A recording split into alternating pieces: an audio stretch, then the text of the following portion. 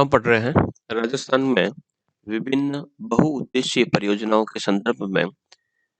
और आज इसी कड़ी में हम पढ़ेंगे इंदिरा गांधी नहर परियोजना के बारे में कि इंदिरा गांधी नहर परियोजना इस प्रकार से कहां तक बनी है और राजस्थान में इसकी क्या स्थिति है, क्या नाम था और अभी वर्तमान में कितनी नहरें इसमें से छोटी छोटी वितरिकाएं निकाली गई है। इंदिरा गांधी नहर, जिसे इंदिरा गांधी कैनाल कहा जाता है, पहले इसे राजस्थान नहर के नाम से जाना जाता था। आगे आने वाली स्लाइड्स के अंदर देखेंगे तो कि क्या कारण था कि इसका जो नाम है बदलकर इंदिरा गांधी नहर रख दिया गया। यह राजस्थान के उत्तर पश्चिमी भाग में बहती है। राजस्थान का उत्तर पश्चिमी भाग यानी गंगानगर हनुमानगढ़ से लगाकर जैसलमेर का जो जिला है, जैसलमेर का जो भाग है, बाड़मेर का जो भाग है, बीकानेर का जो भाग है, इन क्षेत्रों में ये बहती है और वहां इसे गंगा के नाम से भी जाना जाता है। राजस्थान की महत्वाकांक्षी इंदिरा गांधी नहर परियोजना। राजस्थान एक रेगिस्तानी क्षेत्र है और रेगिस्तानी क्षेत्र में जब इसी प्रकार की अगर एक नदी के रूप में एक नहर ला दी जाती है तो वह उसके लिए एक जीवनदायी के रूप में मानी जाती है। यही कारण है कि वहां पर जो मरुस्थलीय क्षेत्र है वहां पर चमत्कारिक रूप से परिवर्तन आ रहे हैं। जो मरुस्थल क्षेत्र था वो हरा भरा हो रहा है, वहां पर सिंचाई और पेयजल की सुविधाएं बढ़ रही है तथा औद्योगिक रूप से काफी विकास हो रहा है। कारण क्योंकि वहां पर पानी की उपलब्धता कराने के लिए इंदिरा गांधी नहर लाई गई। इसी नहर को सबसे पहले राजस्थान नहर के नाम से जाना जाता था, लेकिन फिर उसका नाम बदल दिया गया और नया नाम इंदिरा गांधी नहर परियोजना रखा गया। इंदिरा गांधी जब नहर नहीं बनी थी तब लोगों को कई मील दूर पानी लेने के लिए जाना पड़ता था। पानी लेने के लिए वे ऊंटों के माध्यम से या घड़ों के माध्यम से बहुत ज्यादा किलोमीटर दूर जा जाकर एक एक घड़ा पानी लेकर आते थे और बारिश के पानी का ज्यादा से ज्यादा एकत्रीकरण करके साल भर उसका उपयोग करते थे। लेकिन अब लगभग 1200 क्यूसेक पानी पेयजल उद्योग, बॉर्डर पर रह रही सेना के लिए और विभिन्न ऊर्जा परियोजनाओं के लिए आरक्षित किया गया। ये विश्व की सबसे बड़ी नहर है जिसकी लंबाई 649 किलोमीटर है। राजस्थान के मरु प्रदेश में इसने एक हरी क्रांति किस प्रकार से लाई कि जिस क्षेत्र में एक घास भी नहीं उगती थी उस क्षेत्र में आज खेत हरी फसलों से लहरा रहे। इसके कारण प्रोडक्शन बढ़ा है, वहां पर औद्योगिक क्रांति हुई, वहां के लोगों के रहन सहन के स्तर में परिवर्तन हुआ है, रोजगार मिला है और इस सब का जो श्रेय जाता है इंदिरा गांधी नहर परियोजना को जाता है। यह एक विशाल नहर है जिसे मरु गंगा यानी राजस्थान में बहने वाली एक गंगा नदी के समान है, पवित्र नदी के समान है, जिसमें पर्यावरण में ऐसा सुधार हुआ कि बालू के टीले वाले जो प्रदेश थे उस क्षेत्र का पूरा भूगोल ही बदल गया। वह हरे भरे खेतों से लहरा रहे। पश्चिमी राजस्थान में नए इतिहास की संरचना हो रही। नहर की लंबी जल यात्रा सही अर्थों में जय यात्रा है। कहने का अर्थ है कि जिस प्रकार से ये नहर धीरे धीरे आगे बढ़ती गई वैसे वैसे उस क्षेत्रों में एक नवीन क्रांति सी आ गई। उस क्षेत्रों में अद्भुत परिवर्तन हुए। यही कारण है कि इसे जल यात्रा न कहकर जय यात्रा के संदर्भ में जाना जाता है। राजस्थान के लिए इस नहर का क्या महत्व है ये हम अच्छी तरीके से जानते हैं कि राजस्थान एक मरुस्थलीय प्रदेश है। वहां पर मरुस्थलीय बालू मिट्टी के अलावा उच्च तापमान और हर दूसरे तीसरे साल जहां पर अकाल पड़ जाते हैं, पेयजल की उपलब्धता बिल्कुल कम है, भूमिगत जल स्तर काफी नीचा था। ऐसी स्थिति में हिमालय का पानी, क्योंकि इस इंदिरा गांधी नहर में जो पानी आता है वह हिमालय से बहने वाली नदियों का पानी आता है, ऐसी स्थिति में हिमालय का पानी घर घर पहुंच रहा है, जो एक प्रकृति के विरुद्ध एक साहसी कदम। प्रकृति ने भले ही यहाँ पर नदियां नहीं लाई, लेकिन फिर भी यह क्षेत्र वापस जगमग हो उठा। कारण था इंदिरा गांधी नहर। बढ़ते हैं आगे। राजस्थान ने इस चुनौती को स्वीकार किया और इस कठिनाई भरे समय को अपने परिश्रम से दूर किया, और जो बालू के टीले वाले जो क्षेत्र थे, उनमें एक नया उजाला हुआ, नया कलरव आया, और इसे हरा भरा इस मनुष्य ने बना दिया। कहने का अर्थ है कि यहाँ पर मनुष्य की संभववादी सोच कार्य कर रही है कि हाँ, प्रकृति में बदलाव लाए जा सकते हैं। प्रकृति के विरुद्ध जाकर भी हम अपने आप के जीवन को समृद्धशाली बना सकते हैं। हजारों श्रमिकों और इंजीनियरों ने अपने श्रम, अपने साहस, अपने लगन और कौशल से लगभग 30 वर्षों पूर्व जो सपना सोचा था, उसे साकार किया। और रेत के टीलों के बीचों बीच, जहां बारिश का अभाव, जल स्रोतों की भारी कमी, पीने के पानी की अनुपलब्धता वाले क्षेत्रों में काया पलट कर दिया और रेत के टीलों को हरे भरे खेतों में विकसित कर दिया। मरुस्थल की भयावहता की जो स्थिति है, उस स्थिति में इंदिरा गांधी नहर एक नदी के रूप में आई, और ऐसा उदाहरण विश्व के किसी भी देश में नहीं मिलता। पंजाब का जो हरा भरा जो क्षेत्र था, हरित बैराज, वहां से इस नहर को निकाला गया और राजस्थान के जो सीमावर्ती क्षेत्र है, बाड़मेर जिले में गडरा रोड तक इस नहर की कल्पना को साकार किया गया, जो कि एक आश्चर्य से कम नहीं है। नहर प्रणाली की बात करें तो कुल ये 8,836 किलोमीटर लंबी है। प्रणाली का अर्थ हुआ इसमें मुख्य नहर और इसकी वितरिकाएं शामिल की जाती है। मुख्य नहर, मान लीजिए मुख्य नहर जा रही है, इसके साइड में जो वितरिकाएं जाएगी, इस दिशा में जाए चाहे इस दिशा में जाए, दोनों तरफ, दोनों दिशाओं में जाने वाली जो वितरिकाएं हैं, वो इसमें शामिल जाती है। इससे भूमि के मूल्य में लगभग 5,000 करोड़ रुपए की वृद्धि हुई। जो मरुस्थलीय भूमि बिल्कुल मूल्यहीन थी, जैसे ही इस नहर में पानी आया, वैसे वैसे इस जमीन का मूल्य बढ़ता गया। इस प्रकार से इस जमीन के मूल्य या इसकी जो कीमत है, उसको बढ़ाने में स्रोत जाता है, जो श्रेय जाता है, वो इंदिरा गांधी नहर परियोजना को जाता है।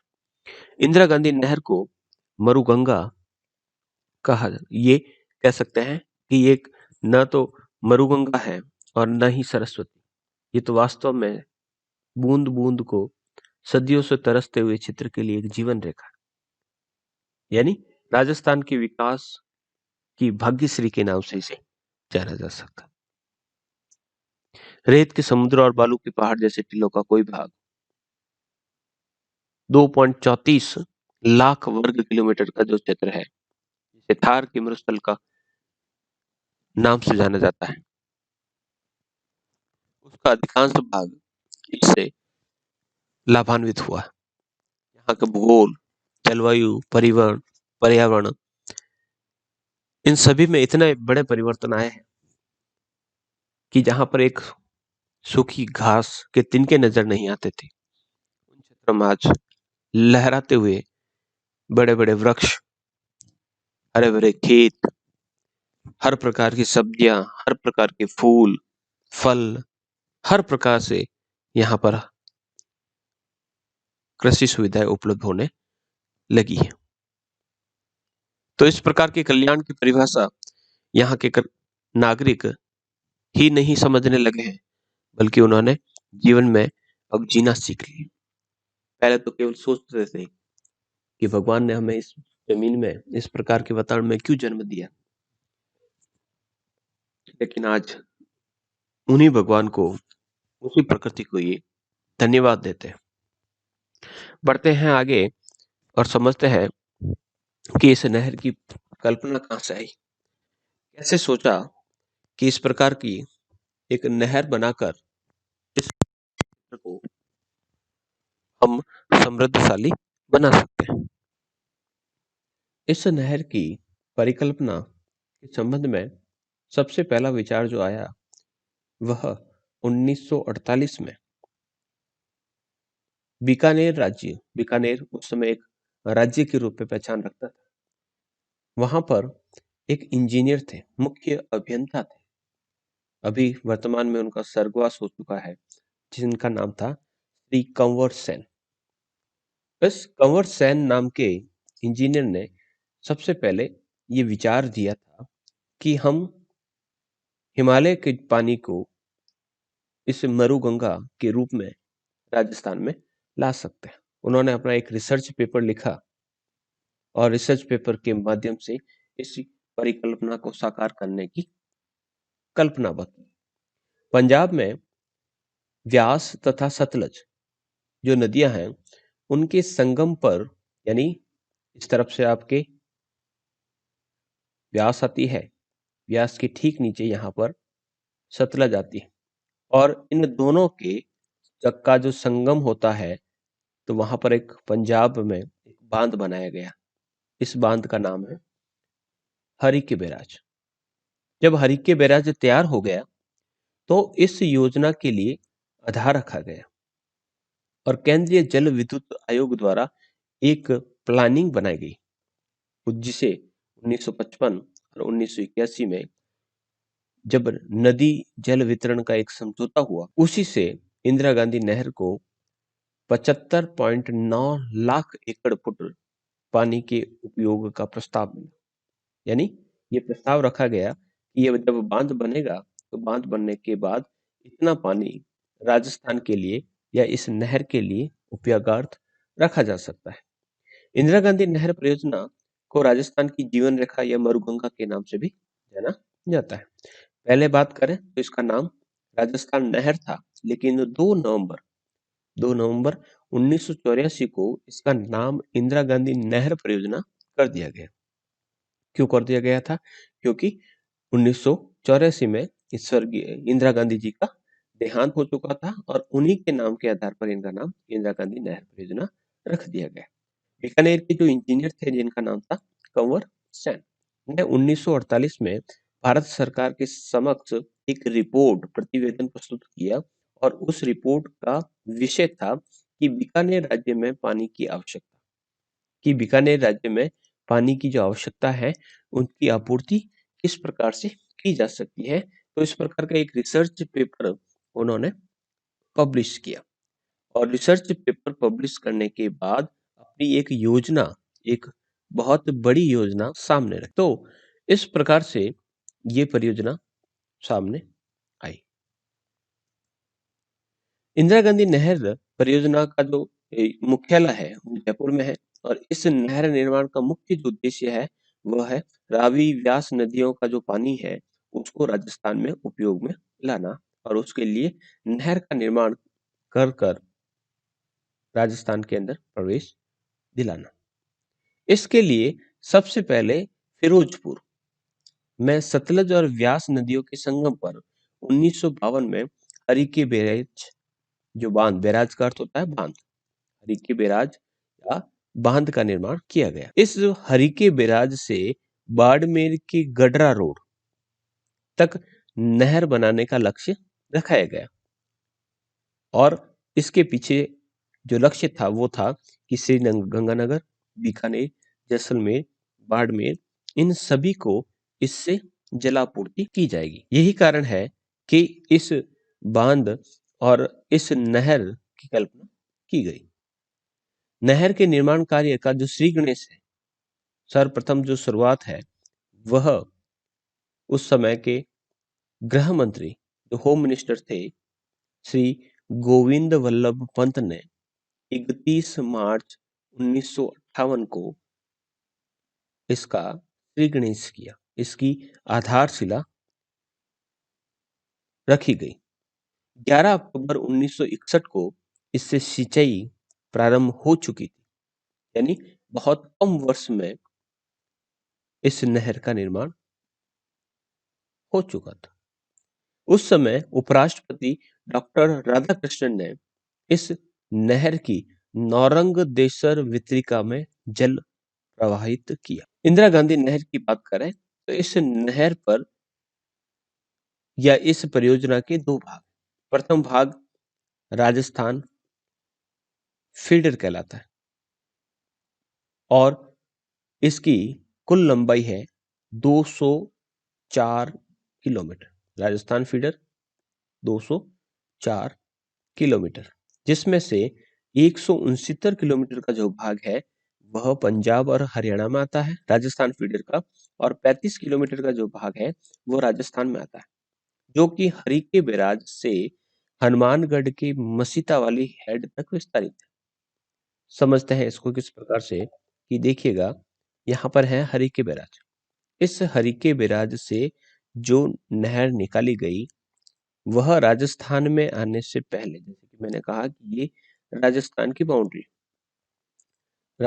की बाउंड्री से पहले या राजस्थान में हनुमानगढ़ का मसीता वाली हेड एच जो कहाँ है हनुमानगढ़, वहां तक ये टोटल इसकी जो लंबाई है वो कितनी है 204 किलोमीटर। इसमें से 169 किलोमीटर तो राजस्थान से बाहर पंजाब और हरियाणा में है, और 35 किलोमीटर जो है वे आती है आपके राजस्थान के अंतर्गत। तो ये सबसे पहले राजस्थान फीडर के नाम से निकाली गई। अब बढ़ते हैं आगे। उसके बाद नहर के इस भाग में जल का दोहन नहीं होता। ये 204 किलोमीटर लंबी जो नहर है इसमें किसी प्रकार से पानी का दोहन नहीं किया जाता, ना तो सिंचाई के लिए और न ही किसी प्रकार से अन्य कार्यों में इसका प्रयोग किया जाता। इंदिरा गांधी नहर परियोजना का दूसरा भाग है जिसे मुख्य नहर कहा जाता है, जो मैन रिवर है। अब मसीता वाली हेड तक हम पहुंच चुके हैं। मसीता वाली हेड से मुख्य नहर जो स्टार्ट होती है वह है 445 किलोमीटर। ये 445 किलोमीटर लंबी जो नहर है वह मसीता वाली हेड यहां से लगाकर पहुंचती है सीधी गंगानगर, बीकानेर, जैसलमेर होते हुए जैसलमेर का एक स्थान है जिसका नाम है मोहनगढ़, और ये कितने किलोमीटर में फैली है 445 445 तो हो गई ये, और 204 हो गई जो राजस्थान फीडर के रूप से जानी जाती है। तो टोटल अगर देखें तो ये है 649 किलोमीटर, जिसके अंतर्गत आपकी राजस्थान फीडर और मुख्य नहर शामिल की जा सकती है। तो इस प्रकार से ये 649 किलोमीटर की लंबाई में फैली हुई। इसकी वितरिकाओं की लंबाई की बात करें तो लगभग 9060 के रूप में, या फिर कह सकते हैं कि जैसे जैसे संख्या बढ़ती रहती है, अभी वर्तमान में कह सकते हैं कि लगभग 9513 किलोमीटर तक भी पहुंच चुकी। प्रथम चरण की बात करें, जब राजस्थान फीडर बनाई गई थी उस समय सूरतगढ़, हनुमानगढ़ का अनूपगढ़, गंगानगर का अनूपगढ़, पुंगुल साका का निर्माण, फिर धीरे धीरे उसकी वितरिकाओं का निर्माण भी